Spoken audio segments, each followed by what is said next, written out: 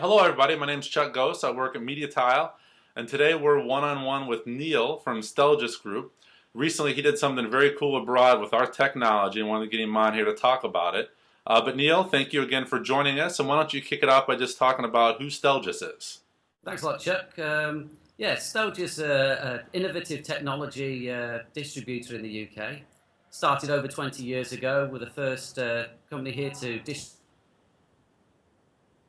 LCD projectors when they were breaking through, and have been responsible for breaking many new products over here in the UK. Well, I say breaking, bringing them to the market and making them successful, such as the smart interactive whiteboard. My role is as a product pioneer, and I'm delighted to be involved with a product such as MediaTile because of its innovative qualities.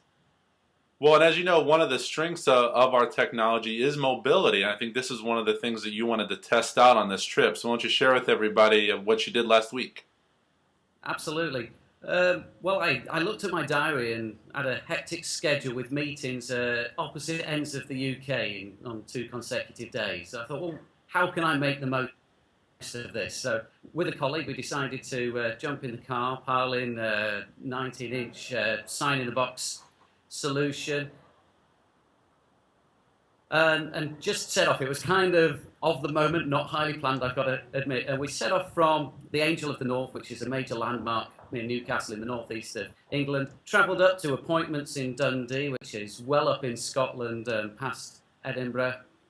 Travelled back down through the UK, all the time at each stop, jumping out, taking photographs of ourselves, logging on to the MediaCast portal, where we're able to send the content to our sign in the box, which was in the back of the car.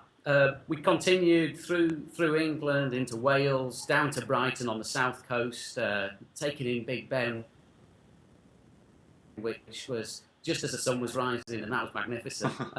Our reason for doing that was we just wanted to show how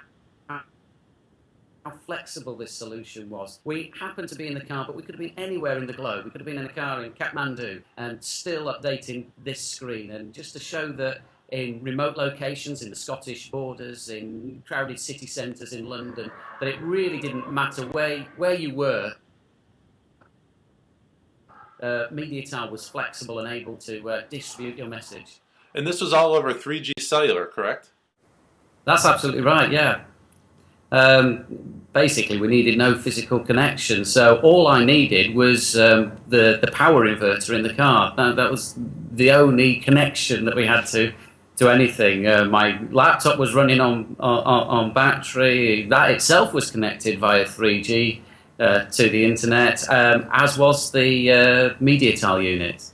And then, so what were the type of customers you were visiting then? 'Cause you said you had quite a few visits over that day. Just kind of talk about the variety of places you visited.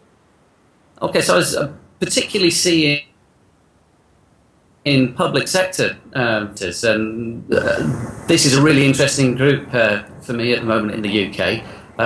We're seeing people with a common need to communicate. We've got local councils who have an infrastructure and buildings, so they're considering actually siting screens. But then we've got people like the police service, the fire service, the health service, and many other public sector bodies who will then leverage that network to send their message. But what that means is you haven't got the one council bearing all the cost. 3G means it's very easy for them to share and collaborate in these networks. So up in Dundee, we were meeting with the council and with Tayside Police Service. Well, I know that as you and I both know that being able to just connect very quickly to the cellular networks does provide a much quicker ROI for these organizations when connecting to their existing network could be difficult or challenging at times.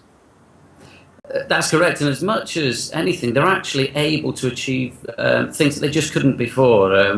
One of the case studies we were describing there was in Oldham, where the council has sited screens within major retail outlets. There's no way their networks would ordinarily cross over or facilitate that. So for myself as a former teacher and someone who's been involved in collaborative technologies, that's what excites me. It's actually making connections between people, allowing them to communicate in a new way, not just turning the analog into digital, but actually doing things they couldn't do before. No, that's fantastic. That's a great way to put it. And from my background of managing networks, it does allow people to get more creative a lot of times with their communication than they were able to before. That's right. So is this something you're planning on doing again based on the success of this recent trip?